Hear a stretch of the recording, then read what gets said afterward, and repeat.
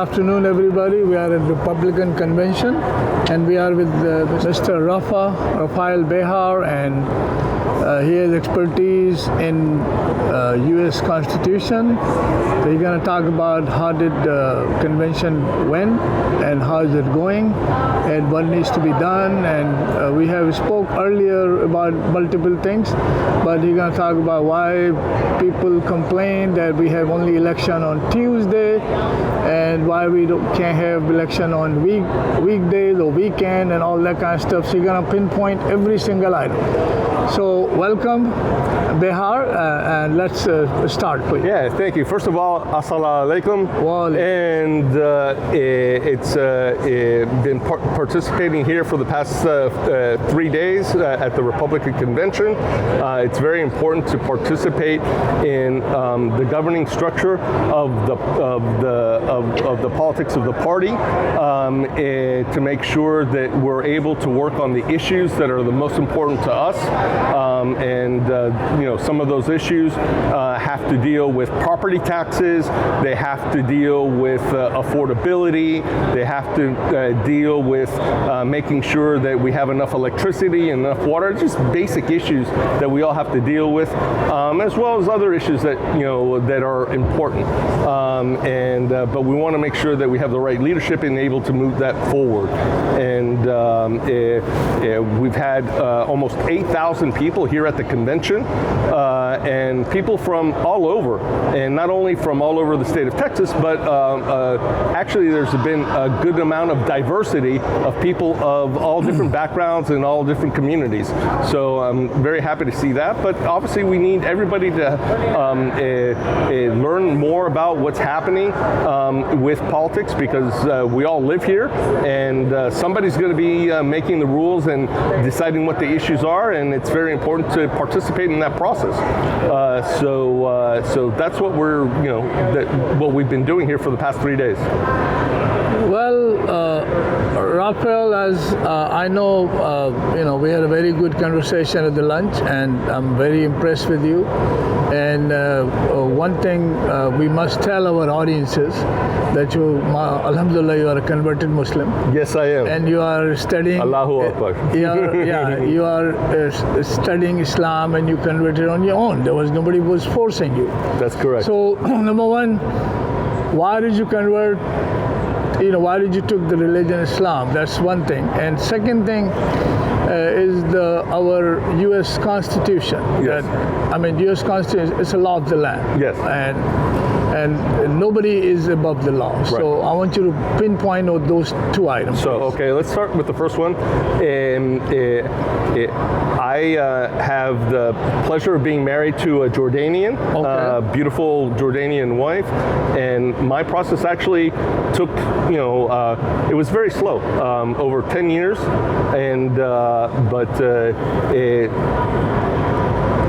at the end of the day, it was very easy because, once you start learning what true Islam is all about, it's the truth. And we all have to be, servants of God. So. Yeah, that's great. That's great. And is anybody in your family, you're going to encourage them to become Muslim? Oh yes, absolutely. So I have an 11-year-old son, and so then we're working on them, but slowly in the process. So because I believe that everybody needs to come to Allah in their own space and time.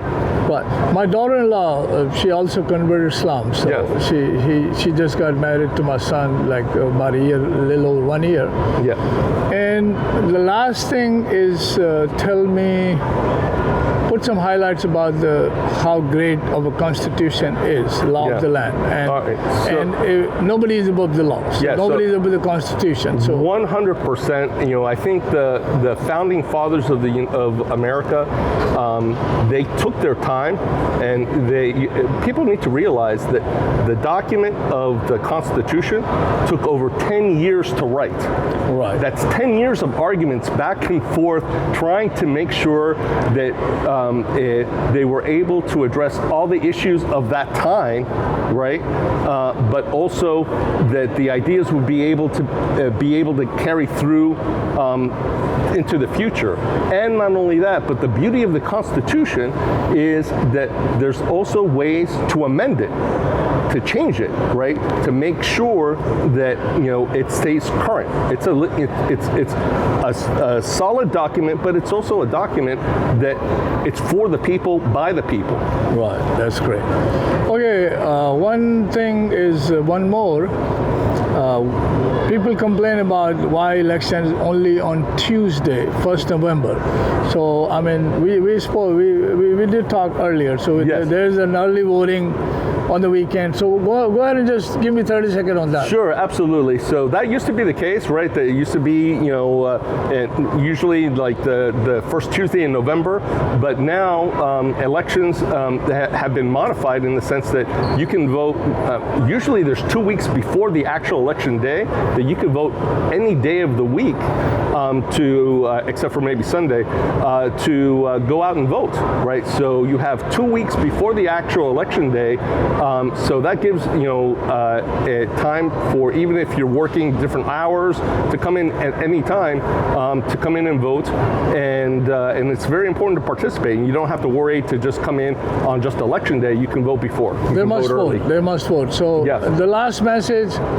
What message you want to give it to the community at large? Our Hispanic community, our Muslim American, any minority. Like, I mean, I know you're from San Antonio, Yes. but Houston is a city of countries. Yes. Is a city of countries, and more than 200 countries people live in Houston. What is the message you want to convey to them to become, participate in election process, Yes. become a member of Republican Party? Yes, so I think the most important thing to understand is that it doesn't matter where you come from, we're all Americans. And it's important to participate in the government and the politics of the country that you're now living in, right? Because somebody's going to be making those rules. And you want to make sure that you have a hand in being able to make those rules and make sure that there's the right leadership in place to take care of the issues that are the most important to us. Thank you so much. I really appreciate it, Mr. Bejar. You have a wonderful day. Thank you. Thank you.